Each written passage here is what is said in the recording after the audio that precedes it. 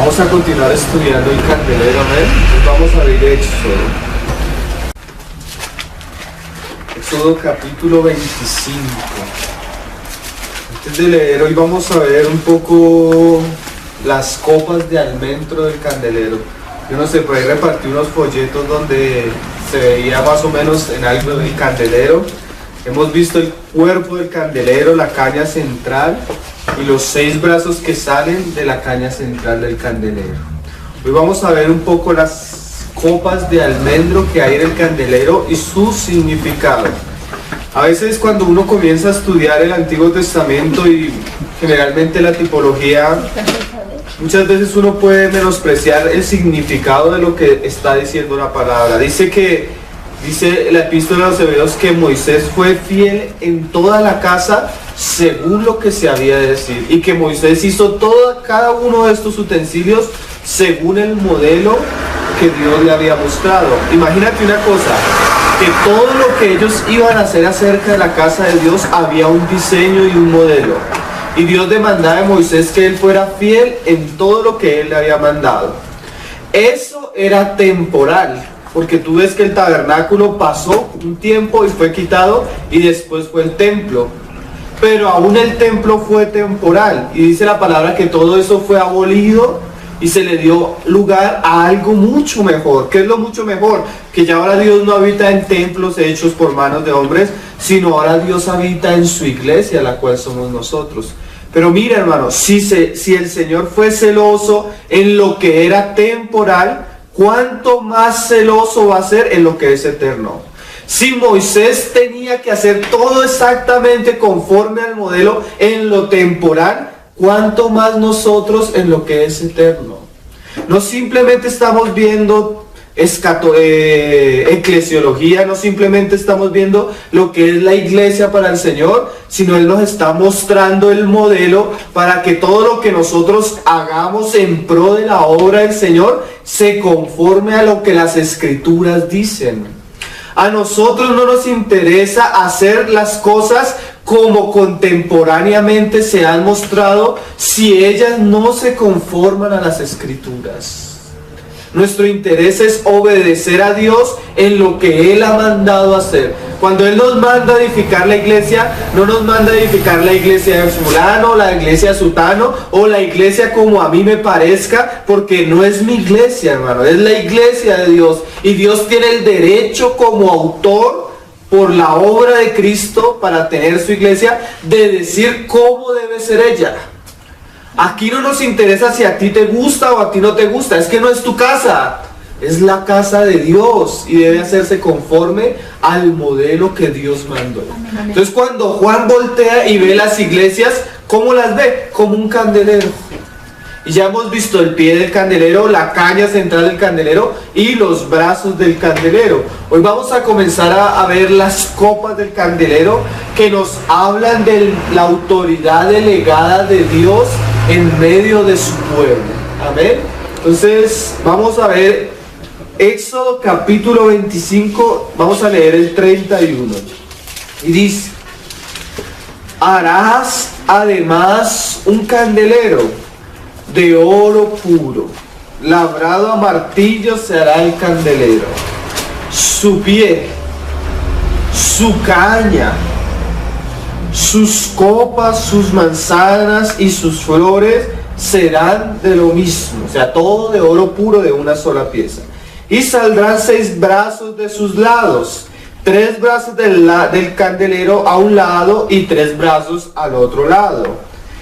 3 copas en forma de flor de almendro en un brazo, y una manzana y una flor. 3 copas en forma de flor de almendro en otro brazo, y una manzana y una flor. Así en los 6 brazos que salen del candelero. Entonces tenemos la caña central y los 6 brazos. Cada brazo tenía 3 copas en forma de flor de almendro y una manzana. Además creo que la caña también tenía, mire, dice, y en la caña central 4 copas en forma de flor de almendro, sus manzanas y sus flores. Entonces mira, el candelero tenía varios, si lo podemos decir, adornos en medio del candelero. Está la caña central, pero en la caña central habían copas en forma de flor de almendro y habían manzanas y habían flores, ¿sí? Cada uno de esos aspectos tiene una enseñanza espiritual. La copa de almendro nos habla de la autoridad delegada en medio de la iglesia. Si bien todos somos creyentes, todos somos salvos, todos somos hijos, todos somos sacerdotes, en medio de su pueblo Dios siempre delega su autoridad a ciertos tipos de hombres. Y la autoridad del Señor, según las Escrituras, tiene dos, si lo podemos decir, dos funciones principales en una iglesia local.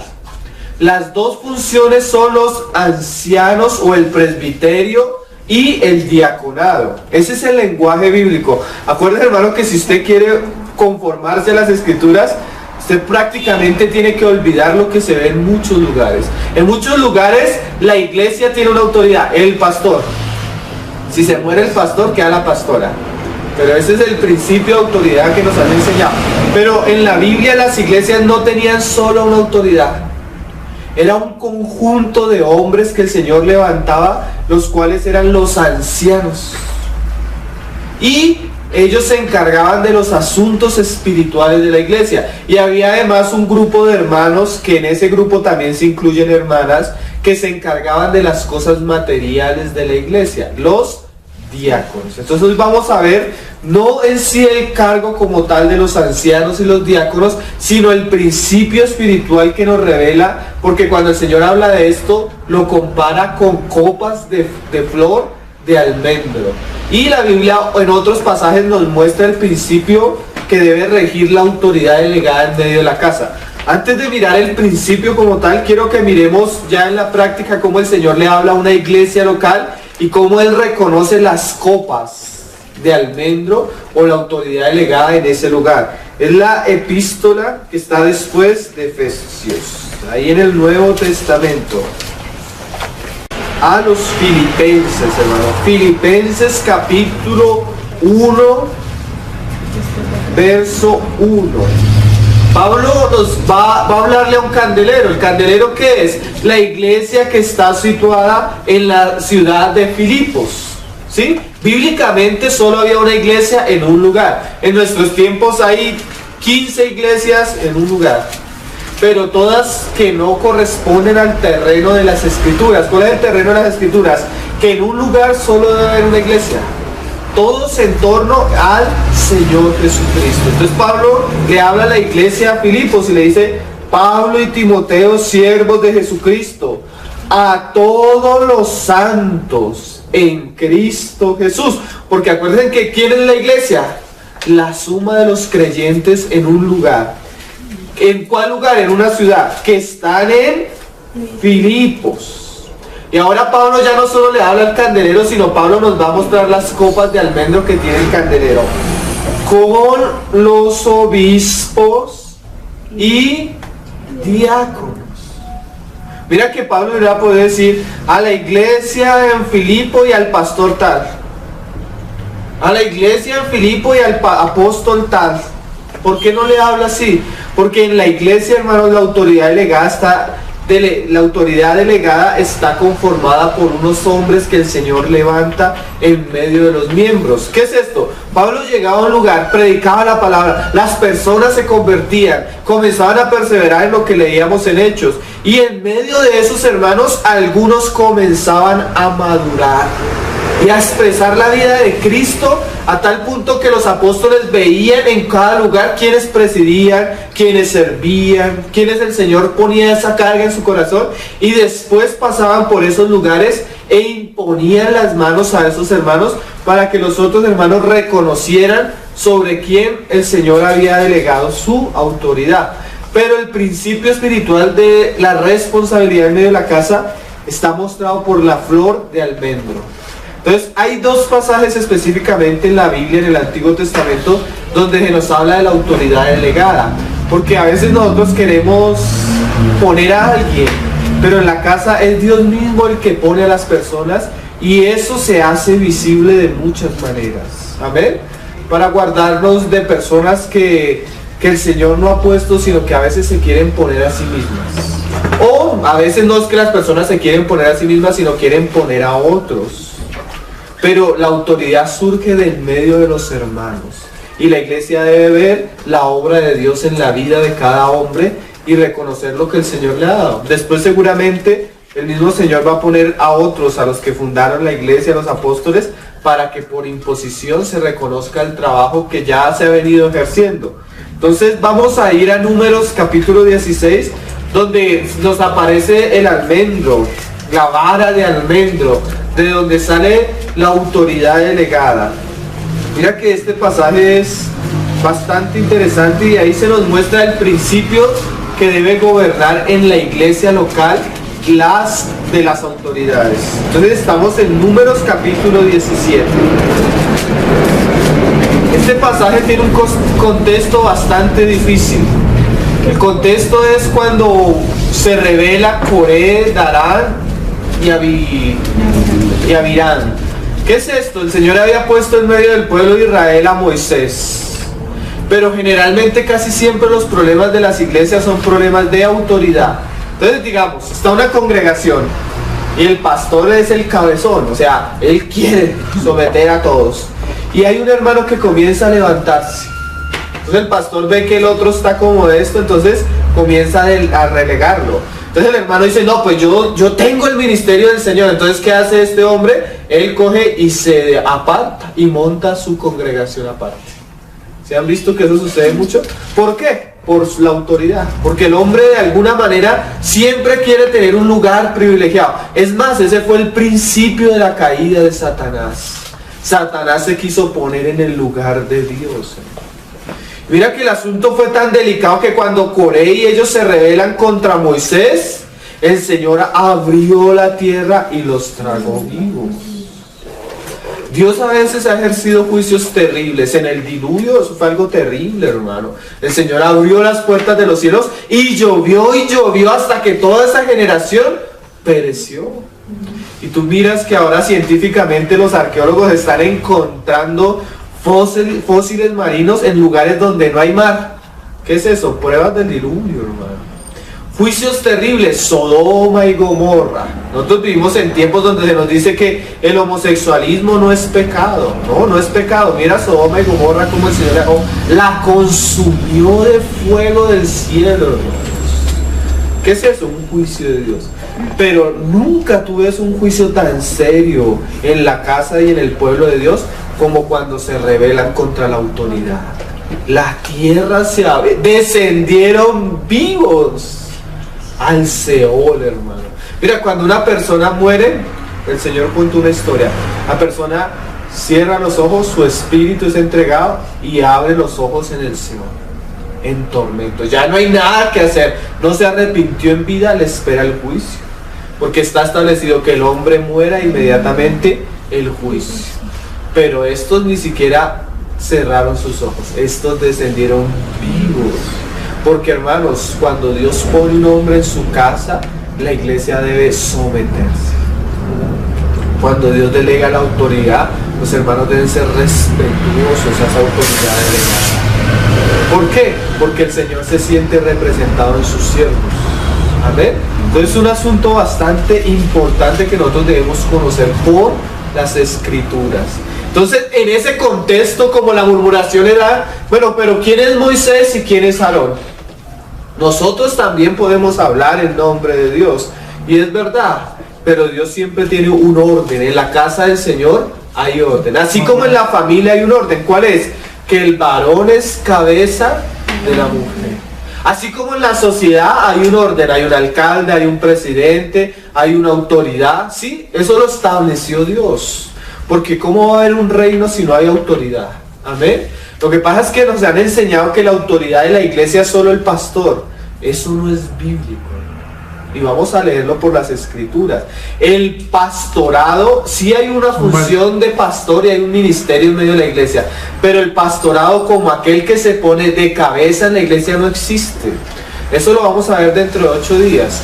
Lo que hoy quiero que miremos es apenas el principio que debe gobernar en la autoridad delegada. Amén. que este pasaje nos habla de la flor de almendro, de las copas de almendro, y cómo el Señor muestra su autoridad y Él mismo la sostiene, amén. Entonces vamos a leer en el capítulo 17. Dios les va a mostrar a los israelitas que Él escogió a Aarón para que Él sea el sumo sacerdote y sirva las cosas santas. Y dice: luego habló Jehová a Moisés diciendo: habla a los hijos de Israel. O sea, ¿por qué? Porque el pueblo tiene que darse cuenta quiénes ha puesto el Señor en medio de la casa. Y toma de ellos una vara por cada casa de los padres. De todos los príncipes de ellos, 12 varas conforme a las casas de sus padres. Y escribirás el nombre de cada uno sobre su vara. Y escribirás el nombre de Aarón sobre la vara del herví, porque cada jefe de familia de sus padres tendrá una vara. ¿Qué es esto? El Señor, bueno, dice, como hay murmuración, como hay problemas, yo voy a mostrar quién he delegado la autoridad. Entonces vamos a ponerle un nombre a cada vara según cada tribu. Entonces ellos marcaron la vara. ¿Qué es una vara, hermanos? Es un palo, es un pedazo de madera seco que algún día tuvo vida, pero fue desarraigado y se hizo con él una vara, ¿sí? La vara en la Biblia siempre nos habla de autoridad. Pero mira lo curioso, el Señor va a usar hombres que en sí mismos son secos, son insuficientes, ellos no pueden hacer nada. Entre todos somos iguales, somos hijos del mismo Adán, ¿sí? Nuestra vara es seca. Pero el Señor va a mostrar que la autoridad delegada en su casa se va a hacer visible por la vida de resurrección. O lo que el Señor dice más adelante, por el fruto. Porque esta vara seca reverdeciera, o sea, diera fruto. Pero mira la experiencia que nos habla de una experiencia espiritual que cada uno de nosotros tenemos. A veces el Señor nos llama, a cada uno, hay personas que el Señor escoge, desde que se convierten sienten el llamado, pero muchas veces el Señor permite que esas personas que han sido llamadas sean menospreciadas. Como Moisés, ¿se acuerdan la historia de Moisés? Moisés fue a juzgar entre dos hermanos que estaban peleando, y dicen los israelitas: ¿quién te ha puesto sobre nosotros? ¿Sí? Un rechazo al llamado que tenía Moisés. No hay de extrañar que a nosotros nos menosprecien. Si menospreciaron al Señor Jesús, ¿quién eres tú? ¿Acaso no es este el carpintero, hijo de María, hijo de José, hermano de tal y hermano de tales? ¿Quién es este?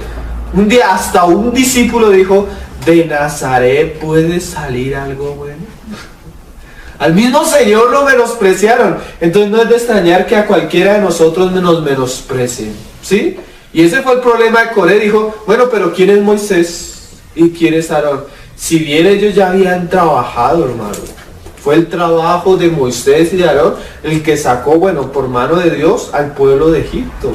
Pero ahora sí los menospreciaron. Y miren lo que sigue sucediendo. Dice: y las pondrás en el tabernáculo de reunión, delante del testimonio, donde yo me manifestaré a vosotros. Y aquí aparece la flor de almendro, hermano, que es la copa que tiene los candeleros. Y florecerá la vara del varón que yo escoja. Hay personas que el Señor escoge. Miren, hermano, no lo escoge que un grupo, si lo podemos decir. No lo escoge una junta directiva. No lo escoge el pueblo. No lo escoge porque él tenga estudios teológicos. ¿Quién es el que escoge?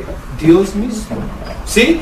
Pero la evidencia de que Dios ha llamado a una persona es que esa persona debe florecer. ¿En dónde? En medio de la casa, ¿sí?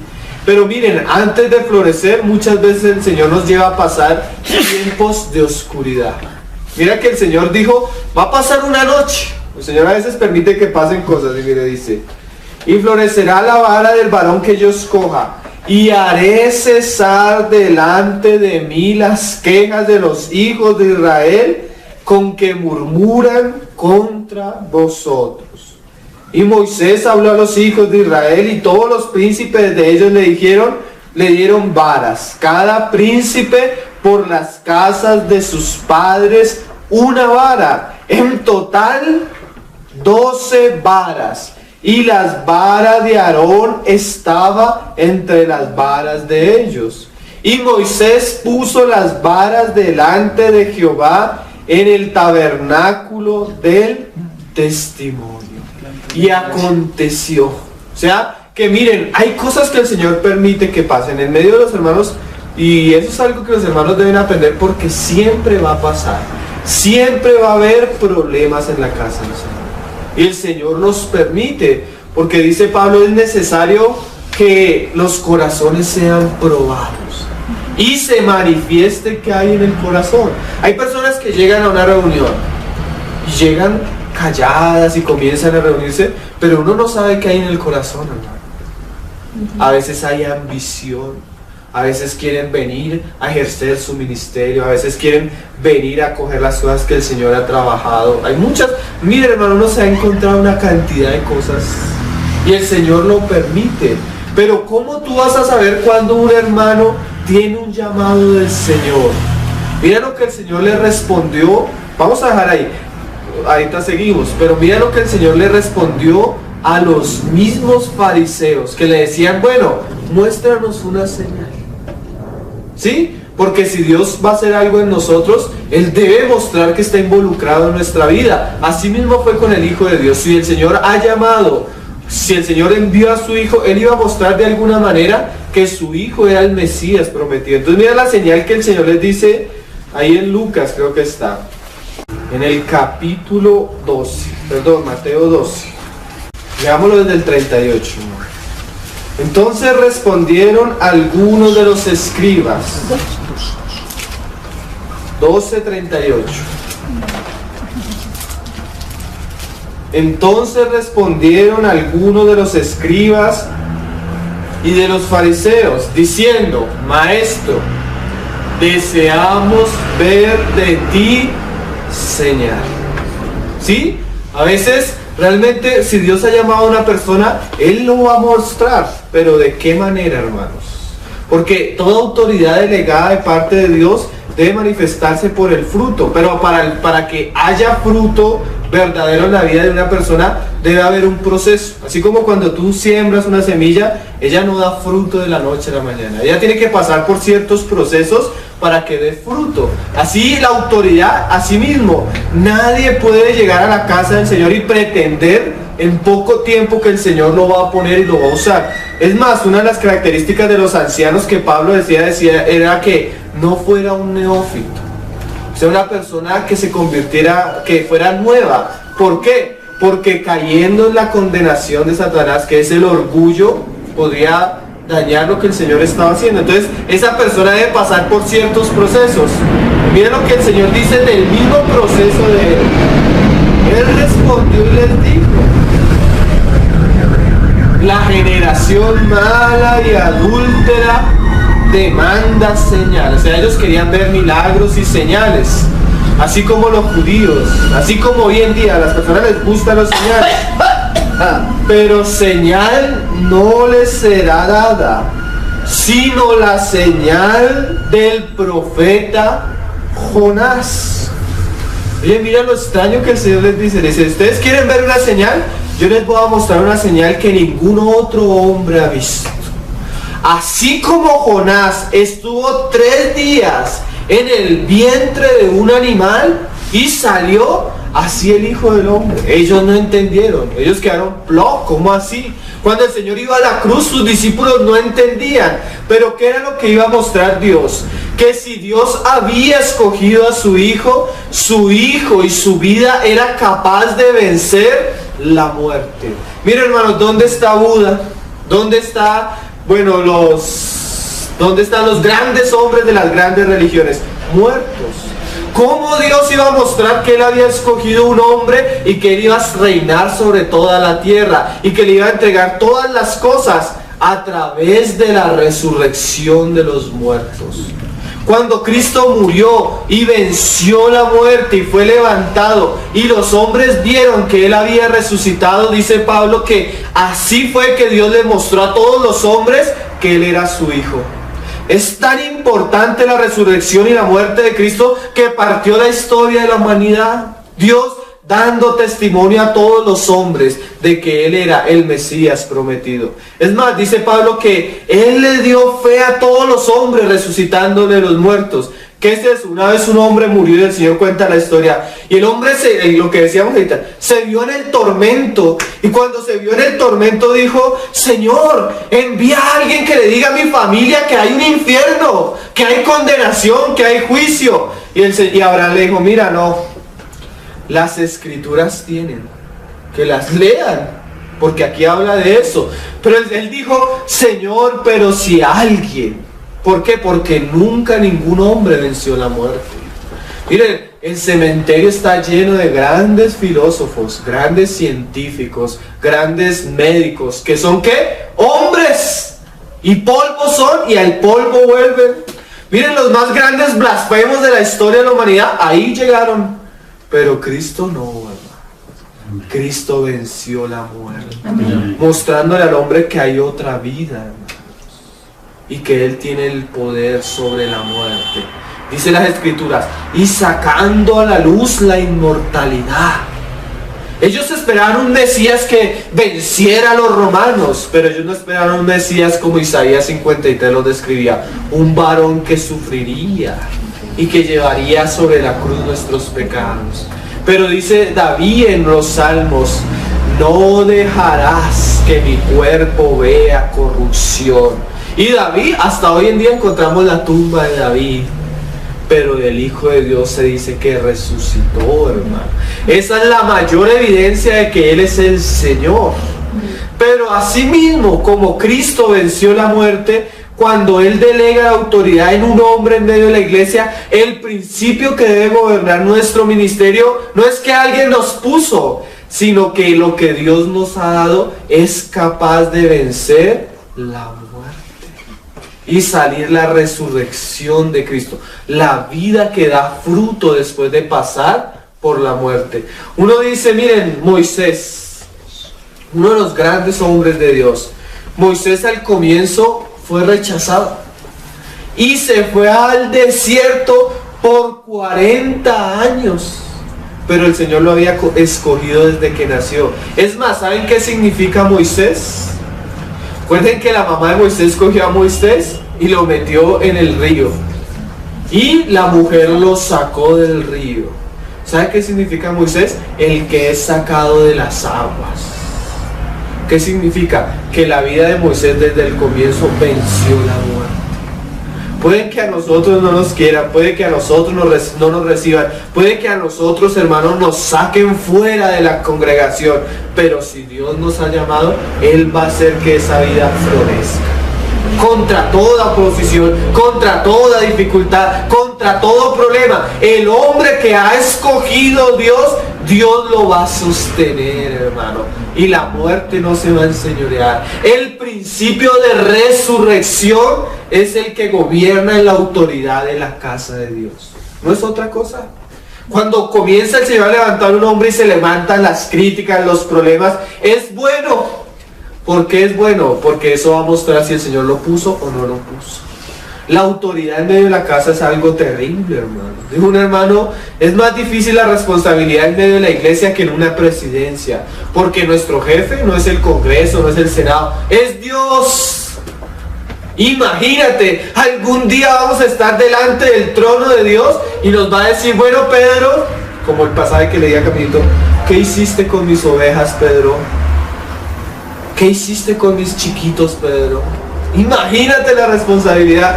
El Señor dice, y lo leíamos hace 15 días, que mejor le fuera a un hombre atársele en el cuello una piedra y echarle al fondo del mar o del río, que hacer tropezar a uno de sus pequeños.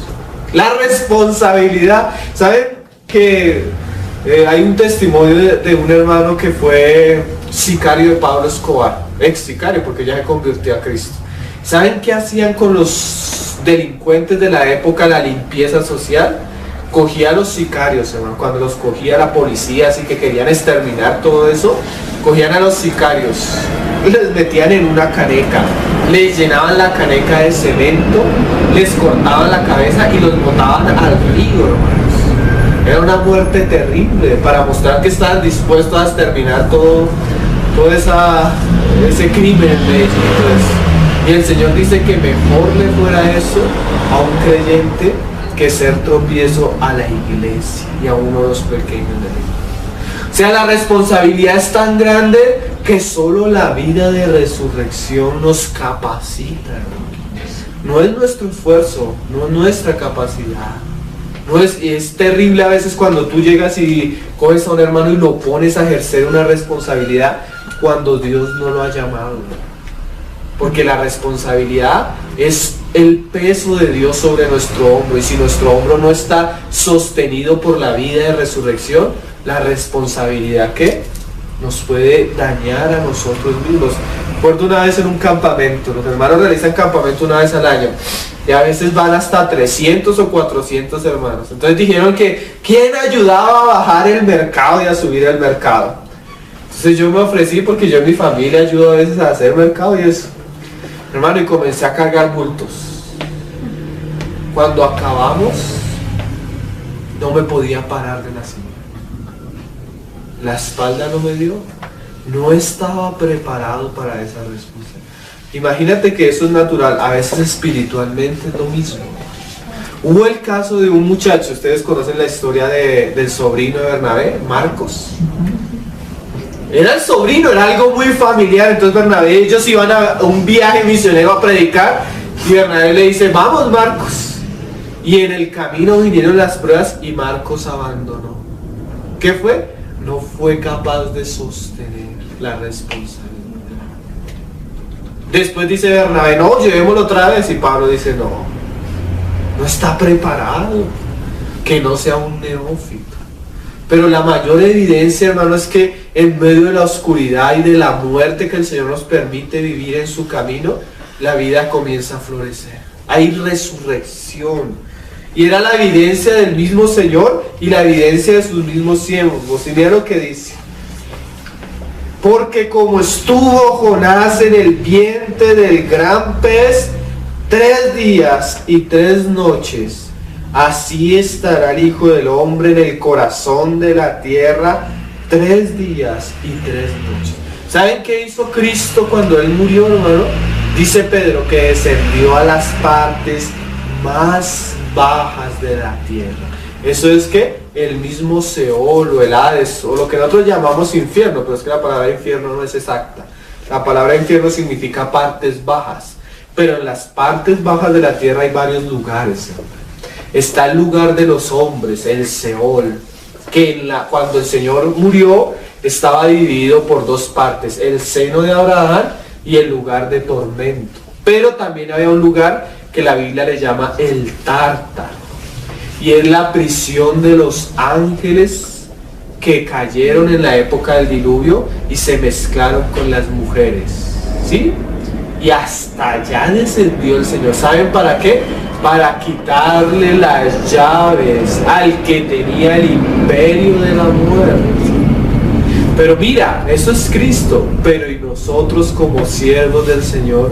¿A qué nos llama el Señor? Sí, el Señor nos va a dar un lugar, pero muchas veces antes de que Él muestre que Él nos ha escogido para tener una responsabilidad en la casa del Señor, siempre permite que experimentemos la muerte, la humillación, el menosprecio, el que nos hagan a un lado, el que nos critiquen, el que nos juzguen. ¿Por qué? Porque eso hace cosas buenas en el corazón del hombre. Cuando un hombre el Señor lo ha puesto en su casa, ¿para qué lo ha puesto, hermano? Para representar a Dios. Entonces pasa una cosa, Dios va a probar el corazón de este hombre. O tú me eres fiel a mí, o tú le eres fiel a la opinión de los hombres. ¿Sí? Entonces el Señor va a permitir que te critiquen, que te juzguen, que hagan muchas cosas para probar si tú eres fiel al Señor mismo o te dejas mover por lo que dicen las personas. Si el Señor te ha puesto, Él te va a sostener, pero Él va a permitir muchas pruebas, hermano. Hubo un caso, ¿se acuerdan del rey Saúl? El Señor puso a Saúl, pero mire lo que hizo Saúl. El Señor le dijo: ve y destruye a los amalecitas, corta, mata, desde el pequeño hasta el mayor. Y cuando Saúl llega allá, ¿saben qué le dijo el pueblo? Le dijo a Saúl: Saúl, mira a ese rey Agar, no lo mates, guarda lo más precioso, guarda lo mejor de los ganados, el mejor de las vacas, guárdalo. ¿Saben qué hizo Saúl? Saúl consintió a la voz del pueblo y no representó a Dios. ¿Qué pasó? Inmediatamente el Señor le dice a Saúl: mira, Saúl, todo lo que yo quería para ti, ahora te es quitado. ¿Por qué? Porque Saúl representó no a Dios, sino el deseo del pueblo. Miren, hermanos, representar a Dios no es fácil, porque a la mayoría de personas les gusta vivir bajo su propia voluntad. ¿Por qué las personas no se convierten a Cristo? Porque el simple hecho que en su corazón ellos saben que volverse al Señor es abandonar sus planes, sus deseos, sus propósitos y tenerse que someter a otros, eso es terrible. El hombre quiere vivir libre, el hombre no quiere que le digan qué hacer o no qué no hacer. El hombre dice: pero ¿quién es Dios para decirme que es pecado? El hombre vive en rebelión a la autoridad, hermanos. ¿Sí? Así vive el hombre, sin Dios. Ellos crean un Dios que le proporciona su religión o su mente, pero es una idolatría a lo que ellos quieren. Es que a mí me parece que Dios es así. No es como al hombre le parezca. Dios está revelado acá en las Escrituras. Si el hombre quiere conocerle, necesita obedecer y someterse a lo que dice las Escrituras. Si no, está viviendo en contra de Dios. El que no es conmigo, está contra mí. Eso no hay términos medios, hermano. ¿Sí? Y así mismo Dios nos pone a nosotros a representarlo, hermanos. Y cuando lo representamos, muchas veces vamos a encontrar la oposición. Gracias al Señor, porque eso forma carácter. Y eso muestra si verdaderamente el Señor nos ha puesto o si nos hemos puesto nosotros. Vamos a leer un pasaje en el Antiguo Testamento. Vamos a leer Zacarías. Zacarías capítulo 3. El penúltimo libro del Antiguo Testamento. Zacarías capítulo 3. El Señor muestra en el tiempo de Zacarías lo que él estaba haciendo. Él iba a reconstruir la casa, muy parecido al tiempo que nosotros estamos viviendo. Pero en ese tiempo el Señor levanta a dos hombres: a Josué el sacerdote y a un hombre que representaba la autoridad, no me acuerdo el nombre, Josué y Josadá, me parece que era el otro hombre. Y el Señor le va a hablar a Josué. Mira esta imagen tan preciosa. Está el Señor, está Josué y está Satanás acusando. Pero el Señor limpia a este hombre con su sangre y le pone vestiduras nuevas. Eso es el nacimiento de nuevo. Pero mira lo que él le dice más adelante. En el 5 dice: después dijo: pongan mitra limpia sobre su cabeza. Y pusieron una mitra limpia sobre su cabeza. ¿Saben cuál era la mitra, hermanos? Esa era una de las señales de la vestidura del sacerdote. La mitra, que decía santidad a Jehová. Y mira lo que sigue diciendo: y le vistieron las ropas, y el ángel de Jehová estaba en pie. Y el ángel de Jehová amonestó a Josué diciendo... Porque si bien el Señor llama a un hombre, si bien el Señor lo viste de vestiduras reales, Él tiene una palabra para aquellos que Él ha llamado. Mira lo que les dice: así dice Jehová de los ejércitos, si anduvieres por mis caminos. O sea, yo te voy a mostrar mis caminos, Josué, pero una cosa es que yo te los muestre y otra cosa es que tú andes por ellos. ¿Sí? Hay personas a las que el Señor les habla muchas cosas, pero el Señor dice: no solo sé oidores de la palabra, sino hacedores. Y si guardares mi ordenanza. ¿Qué es eso, hermano? Si el Señor va a poner a alguien para representar la autoridad, lo mínimo que puede hacer esa persona es ser fiel a la palabra del Señor, al mandamiento del Señor. Y dice: También, porque acuérdense en que el gobierno en medio de la casa de Dios no recae sobre una sola persona, es corporativo. Dios levanta varios hombres. Dice, también tú, o sea, el Señor gobierna su casa, pero Él quiere delegar esa responsabilidad en sus hijos. También tú gobernarás mi casa. Oye, qué frase, hermanos. Hace 8 días el hermano Gino habló de esto, ¿no? La autoridad delegada de Dios en medio de su casa. También tú gobernarás mi casa. También guardarás mis atrios. Porque no es solo gobernar, es velar, es cuidar. Tú a veces estás en medio de los hermanos y va a venir, ¿qué? El lobo. A veces dice la palabra en Eclesiastés, en Cantar de los Cantares, dice, tengan cuidado de las pequeñas zorras, porque ellas pueden echar a dañar la cosecha. ¿Qué es eso? Cuando tú estás en la casa del Señor, tú tienes que tener cuidado qué enseñanza viene a la casa del Señor. ¿Por qué? Porque hay muchos errores, hermano, muchas doctrinas falsas. Y la responsabilidad del hombre de Dios es coger el palo y a lo que es herejía y error, golpearlo. ¿Sí? A veces a los hermanos no les gusta que uno hable en contra de los unitarios, de los testigos, de los mormones, de los adventistas, del catolicismo, de la nueva era, pero esos son zorras, hermano. Que si tú no velas, eso llena la iglesia. ¿De dónde crees que tú vienes eso de la prosperidad? Metafísica. Una zorra, una herejía que se metió en la iglesia. Y hombres que debían estar puestos para guardar a la iglesia, adoptaron esa doctrina y hoy la tienen como una doctrina cristiana. Cuando viene del mismo infierno, hermanos. Los hombres son puestos para gobernar, pero para cuidar. ¿Por qué? Porque así como en el Edén, nosotros estamos y hay una serpiente queriéndose meter, hermano. Y debemos guardar la iglesia del Señor. Puedan ser 3, puedan ser 5, puedan ser 200, pero el hombre de Dios debe ser fiel a las ovejas que el Señor le ha puesto. ¿Saben qué hacía David? David venía al oso, hermano, y cogía una oveja y se la ponía en la boca.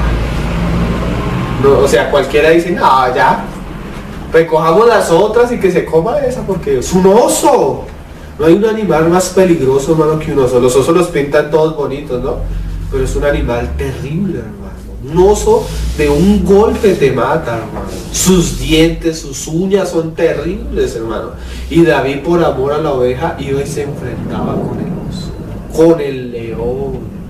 Nosotros a veces somos muy ligeros, hermano. Hay cosas que se deben decir en la iglesia. Hay cosas que se deben denunciar. Hay cosas que no se deben permitir. ¿Por qué? Porque esa es nuestra responsabilidad, cuidar a los santos. Es como en mi casa, hermanos. En mi casa yo tengo la responsabilidad de velar qué entra a mi casa, qué televisión se ve, qué se escucha, qué se lee, qué se hace. ¿Por qué? Porque para eso me ha puesto el Señor. No para enseñorearme, sino para guardar. Mira que en el Edén estaba Adán y Adán dejó sola a su mujer. Y la mujer se dejó seducir de la serpiente. Pero no dice, ¿y dónde estaba Adán? ¿Dónde estaba Adán? Miren, hermanos, como padres, nuestros hijos. Porque si tú ves cuando el animal viene a tragar, no viene a las ovejas grandes. Siempre viene a los pequeños. Guardarlos, abrir las escrituras, explicarles. A los jóvenes. En la iglesia hay que guardarlos. ¿Por qué? Porque la escritura dice que el joven es vano, es necio, necesita la instrucción, la enseñanza, necesita que se le corrija. ¿Cuántos de nosotros hubiéramos querido tener personas que nos hubieran corregido antes de tomar decisiones que marcaron nuestra vida, hermano? Y para eso están los ancianos, para eso están los hombres de Dios, hermano. Para corregir, para enseñar, para guardar. El pastor hoy en día es la persona que se sienta allá al frente y predica nomás. No así en la iglesia normal. La iglesia, los hermanos deben estar ahí cuidando a los jóvenes, a los adultos, a los ancianos, a los niños. Es una responsabilidad de nosotros, hermanos. Y para que el hombre pueda hacer eso, tiene que ser fiel a Dios. Fiel a Dios, hermano. Mira lo que dice: si tú guardares mi ordenanza, también tú gobernarás mi casa, también guardarás mis atrios, y entre estos que aquí están, te daré lugar. ¿Qué cosa? ¿Quién es el que da el lugar, hermano? Dios mismo el que da. Dios mismo el que levanta. Escucha pues ahora, Josué, y sumo sacerdote, y tú y tus amigos que se sientan delante de ti, porque son varones simbólicos. ¿Qué es eso, hermano? La persona que recibe la responsabilidad de la iglesia no solo está para hablar, está puesto para ser ejemplo. Miren, hermanos, las personas siguen más el ejemplo que nuestra enseñanza. Tú tienes una persona allá adelante superficial, así van a ser los creyentes. Tú tienes allá adelante una persona legalista, así van a ser los creyentes. Tú tienes una persona allí carnal, así van a ser los creyentes. Tal son los pastores, tal es la oveja. Tal es el sacerdote, tal es el pueblo. Entonces imagínate la responsabilidad que a veces nosotros decimos: no, hermano, ¿sabe qué? Mira al Señor. Ponga su mirada en el Señor. Pero para el Señor no es así tan fácil. Pablo decía: mire, sé imitadores de mí, como yo de Cristo, ¿no? O sea que somos puestos para ser ejemplo. ¿Qué ven las personas de nosotros? Eso es un asunto de bastante importancia, ¿no creo? ¿No? Que el Señor haga su obra en nuestra vida, para que Cristo sea expresado. Terminamos ahí en un pasaje en el Salmo capítulo 1, hermano, que habla un poco de eso, de la vara de almendro que reverdeció. Salmo capítulo 1. El otro pasaje que hablábamos de la vara de almendro es un pasaje que está en Jeremías, en el capítulo 1. Y Jeremías dice que el Señor dice: ¿qué ves, Jeremías? Jeremías dice: veo una vara de almendro. Y el Señor le dice a Jeremías: Jeremías, eso es esto. He aquí yo apresuro mi palabra para ponerla por obra. O sea, cuando el Señor va a levantar a una persona, Él pone su palabra en esa persona, pero no solo para que la enseñe, para que la ponga por obra. ¿Sí? Y mira lo que dice el Salmo capítulo 1. Bienaventurado, feliz, dichoso, el varón que no anduvo en consejo de malos. ¿Qué es esto, hermano? Dios va a llamar a un hombre y ese hombre se deleita en la ley del Señor. Pero una de las cosas que nos muestra que un hombre es justo delante de Dios es como él se guarda del consejo del mal. O sea, es una persona guardada del mal, es una persona apartada de la corriente de este mundo, es una persona que en toda su manera de vivir es santo. Miren, el mundano puede ver toda la televisión que quiera, puede escuchar la música que quiera, hacer las cosas que quiere. El hombre de Dios debe aprender a guardarse de eso. ¿Por qué? Porque el Señor es santo, santo, santo. Y Él quiere que sus hombres, sus hijos sean santos. Hay cosas, dice Pablo, todo me es lícito. Pero hay cosas que no nos convienen, hermano. Hay cosas que son permitidas. Pero tarde o temprano todo lo que sembramos, eso recogeremos. Dios no puede ser burlado. Y Él no va a levantar en medio de su casa a hombres que en su interior no correspondan a lo que enseñan. El Señor, ¿saben qué? Aborrecía a los fariseos. ¿Saben por qué? Porque eran hipócritas. ¿No? Cuando estaban delante de las personas, como san no sé qué, san no sé qué, san no sé qué. Pero por dentro estaban muertos. Eso no quiere decir que los hombres que Dios pone no pecan, hermano. Pero si ellos pecan, ellos aborrecen el pecado, ellos lloran por su pecado. Ellos, miren, cuando uno predica, las personas que generalmente siempre tienen primeramente esa convicción de pecado son los que más sirven al Señor.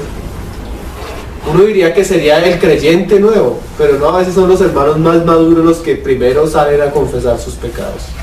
¿Por qué? Porque así como Isaías, cuando él vio la gloria del Señor, se dio cuenta que él era ¿qué? Un hombre de labios inmundos. ¿Quién es justo? Ninguno. Pero el que ama al Señor, él constantemente está yendo a la luz para que sus obras sean hechas, puestas en manifiesto y pueda ser limpiado en la luz de Cristo. Ni estuvo en camino de pecadores. Es eso, lo vamos a leer dentro de 8 días. El varón de Dios debe ser irreprensible. O sea, si hay un hermano en la iglesia que el Señor lo va a poner, no debe haber un testimonio contrario a Cristo en él. ¿Qué es eso? Yo contraté una vez a un pastor para que me construyera la casa. Y que el Señor, y que el Señor, y que el Señor. Y en el negocio era un tramposo, hermano. Un tramposo. Y uno dice, pero como una persona que habla en nombre de Dios puede ser así. Miren, hermanos, nosotros como siervos de Dios debemos ser en las finanzas, en el dinero, personas íntegras. Tú le debes algo a alguien, debes pagarle. Tú tienes un trabajo con una persona, debes ser responsable. Si tú dices que tú haces esto y vas a cobrar esto, lo debes hacer. Si en los negocios tú tienes que perder dinero para glorificar el nombre del Señor, lo debes hacer, hermano. Porque el testimonio del Señor está en juego. Miren, que nosotros podamos ir a la casa donde Él vive y preguntarle al vecino, bueno, ¿y qué tal es este? Lo que dice, lo que es verdad. ¿Sí? Íntegros en su trabajo, en su diario vivir, con su familia. Dice la palabra, marido de una sola mujer. Porque hoy el mundo está lleno de hombres. Mire, yo tengo una cantidad de amigos, todos tienen hijos. Y a todos no les importó dejarle el hijo a la mamá e irse con otra. El hombre de Dios no, hermano.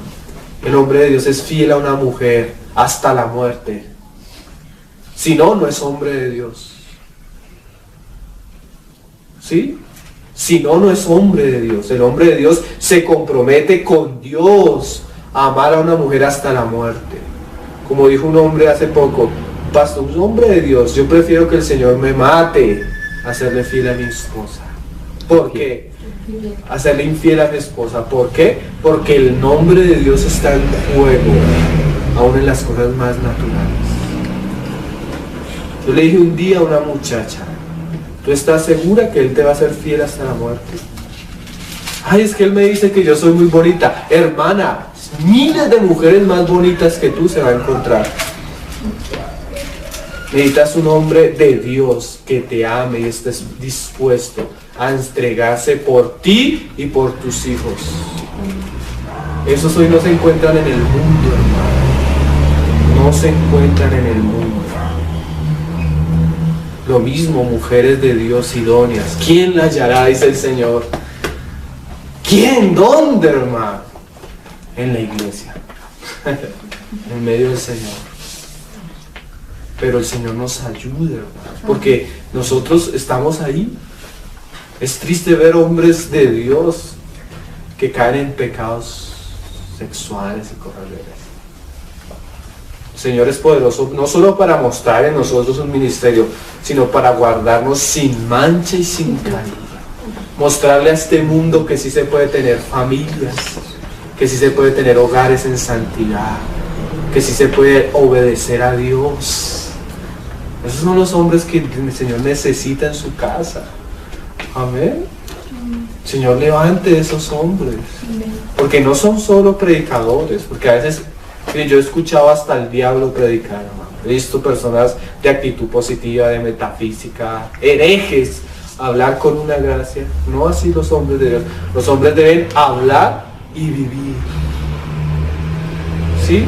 Y dice, ni en silla escarnecedores se ha sentado, sino, y él tiene algo que es su base, su fundamento, que en la ley de Jehová está su delicia, y en su ley medita de día y de noche. Y cuando tú amas la palabra, meditas en la palabra, mira lo que dice el Señor. Será como árbol plantado junto a corrientes de agua, que da su fruto en su tiempo. ¿Qué es eso? Vida de resurrección. Miren, hermano, en su tiempo quiere decir, y su hoja no cae, y todo lo que hace prosperará. El hombre de Dios en medio del pueblo de Dios da fruto. Cuando está solas, da fruto. En el momento de la alegría, da fruto. En el momento de la tristeza, da fruto. Cuando los hombres lo ponen, da fruto. Cuando los hombres lo desprecian, da fruto. Porque su fundamento, ¿qué es? La palabra.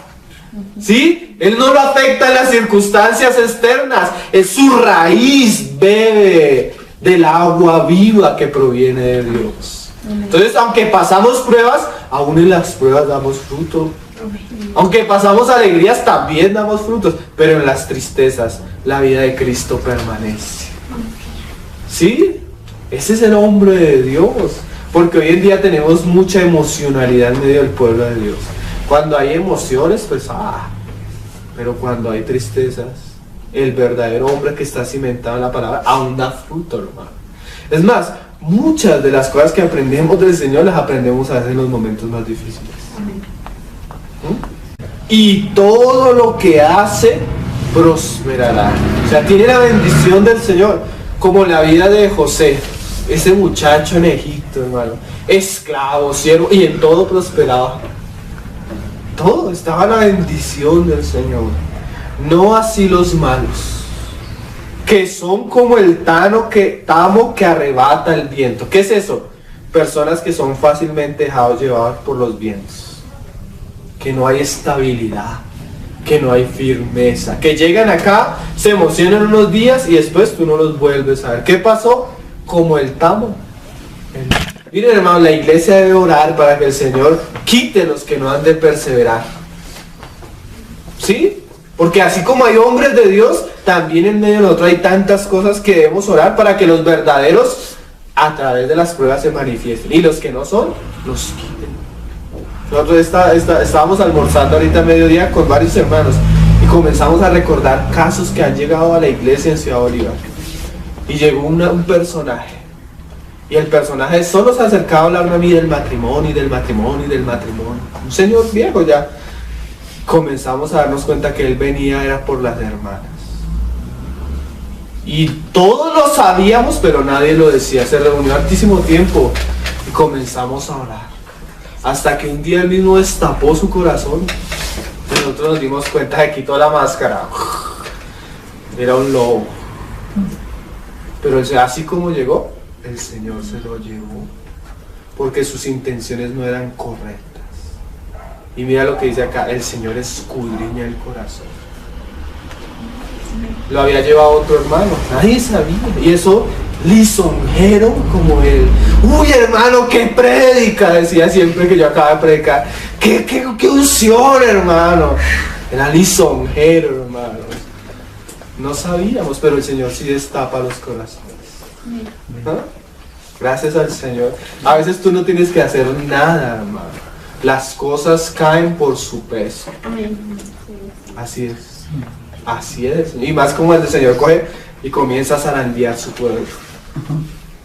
Porque eso no lo hace. Hace así. Dice, por tanto, acuérdense, no se levantarán los malos en el juicio, ni los pecadores en la congregación de los justos. ¡Qué frases!, ¿no, hermano? El Señor no va a dejar que un pecador se levante en medio de su iglesia. Cuando la iglesia vive en temor delante del Señor, el Señor guarda la iglesia.